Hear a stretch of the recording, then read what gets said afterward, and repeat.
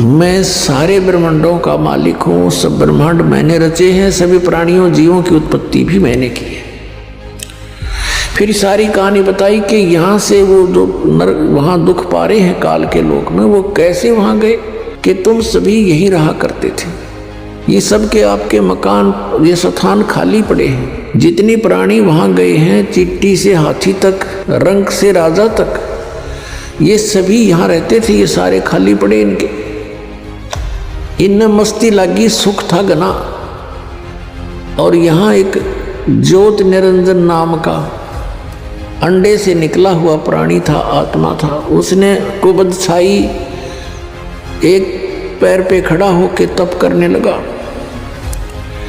उसके ऊपर ये सब आसक्त हो गए, उसकी उस ड्रामाबाजी को देखकर, उसकी एक्टिंग को देखकर, जो आजकल के लोग में कष्ट पा रहे हैं। मैंने बहुत बार उनसे कहा कि तुम मस्त रहो बच्चों, इसकी क्रिया को मत देखो।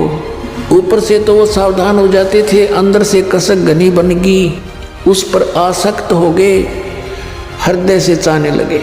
जब उसने कहा कि मुझे जीव दे दो, तो मैंने उनसे पूछा था क्या तुम जाना चाहते हो? सभी ने सभी करती दे दी थी, इसलिए उसके साथ भेजने पड़ गए मुझे। और देखो बेटा यहाँ कितना सुख है और वहाँ क्या हो रहा है। कभी फ्लड आ जाता है, कभी अकाल गिर जाता है, किसी की रोग से मृत्यु, कभी महामारी फैल जाती है, कहीं जल उपलब्ध नहीं है तो कहीं फ्लड ही फ्लड है। ऐसे स्थान पर चले गए इस सर्व सुखदायी प्लेस को छोड़कर, स्थान को छोड़कर। अब गरीबदास जी बालक थे, आंखों में आंसू आ गए और कहने लगे भगवान हम तो गणे नालायक हैं, हम तो महान पापी आत्मा हैं।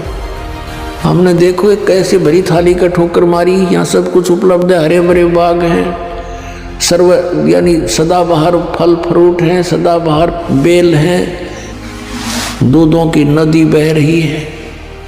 और हम वहाँ उस कंगाल लोक में चले गए और कहा भगवान मुझे यहीं रख लो दाता, वहाँ मत भेजो। गरीबदास जी से कहा बेटा आपको जाना पड़ेगा, आपके भाई बहन हैं, वो काल से भ्रमित है, उनको ये ज्ञान सुनाना अति अनिवार्य हो गया है। तब गरीबदास जी ने कहा जो आपकी आज्ञा पर, मेरे साथ रहना मालिक। बहुत गंदा लोक है वहाँ, तो विचलित हो जाऊं कहीं मैं परमात्मा। परमेश्वर ने कहा बेटा घबरा मत, मैं तेरे साथ रहूँगा।